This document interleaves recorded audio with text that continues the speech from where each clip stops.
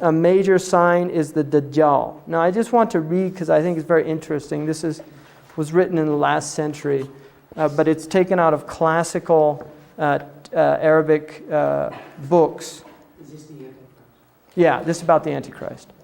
The word in Arabic is from Dajjala. It means to smear a camel with tar. In other words, covering the whole body with tar. Smearing the part that is mangy or scabies. So it has the idea of hiding illness or sickness, covering it over, right? Covering it over with a black pitch. To lie, to conceal truth with falsehood, concealing the truth. He enchanted or fascinated. So the idea that the Antichrist is an enchanter or a fascinator. People are fascinated by him. He compressed, he traversed the regions or tracts of the earth or land. Now, the Prophet said that the Dajjal would enter every city on the planet. When they asked him what would his speed be like, he said like a wind that leaves a cloud in its trail. كَرِيحٍ اسْتَدْبَرَتْهُ السَّحَابِ literally means like a wind that leads a cloud in its trail. And in another tradition, he said he would ride a white donkey made of iron whose span between his two ears was 40 cubits. بَغْلَةٌ min hadid, as the hadith says. And then he says, to confuse, to mix things, having one eye. The Prophet Muhammad, did you have a question?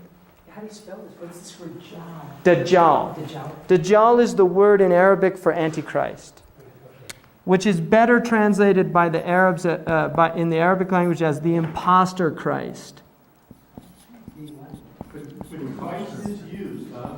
Oh, Christ, yeah, Masih ad-Dajjal, the false Messiah. Very much so. In Islam, the concept of the Messiah is a one-time thing represented by Jesus of Nazareth. Or yeah, Jesus is seen as the Messiah. The Messiah. So this is an anti. This is going to be anti-Jesus. Yes. Okay. And it's interesting because if you study the Islamic Jesus, I think it gives you a very good picture of the idea of an anti-Jesus. Because anti in Greek, antis also means in place of, instead of. It doesn't really mean against. The original meaning of anti in Greek as a prefix means instead of. And that's closer to the Arabic interpretation, which is imposter or in place of, pretending to be.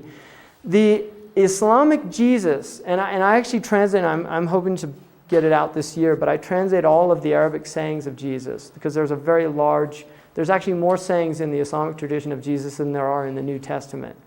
And most of them deal with the dangers of the world, of materialism. So I find it really interesting that, this idea of an imposter, that Jesus is, the whole thrust of the Islamic Jesus is salvation through giving up material wants. And the idea of an antichrist is salvation through desire of material goods, that it is material goods that will make you happy, that it is material goods that will save you. So I think there's a very materialistic element in here. And also the idea of being one-eyed is that part of binocular vision is depth perception, which you lose with one eye. And so the idea that that the Dajjal or the Antichrist does not have a depth perception. He's a two-dimensional being. He sees things in two dimensions. And some of the Muslim scholars do not consider it an individual, but most do. And and you'll see it as we go on here. Having one eye is one of them. Also to gild a thing. So in other words, you take lead, you put gold over it. That's yudajjal. So to make something that's cheap or insignificant look very worthwhile or significant. Cover the land with water. He put his land into a right or proper state, prepared it, improved it with dung. So to spread dung on the earth. To spread feces on the earth. Dajjal, dung for manuring land. And then Dujjal is refuse, lowest, basest, or meanest sort of people. the lowest, basest, or meanest sort of people. Dajjal, a gilder, a liar, conceals truth with falsehood, who deceives, deludes, beguiles, circumvents, outwits, much or often, very deceitful, the great deceiver. And then a great company of men, Dajjala in Arabic means a great company of men journeying together, covering the ground by their multitude, or a company of men journeying together, carrying goods for sale. Right? So trafficking goods all over the place. Masih al-Kadhab, the false Christ or Antichrist, is to be a certain man. Right? Comes forth in the last days. So having one eye or eyebrow. So you get the idea there. This is classical, coming out of classical dictionaries. The idea of the Antichrist is that towards the end there will be a type of false salvation through love of the world and material things and these things. And I think the Muslims definitely have a very strong sense of the Dajjal, because at the end of the prayer, you actually make a prayer that says, and I seek refuge from the tribulation of the Dajjal in the last period. And the Prophet Muhammad said, every prophet has warned his people about the Dajjal, but I will tell you something that no other prophet told his people. He only has one eye. So that was the tradition that he said about the Dajjal, that he would have one eye.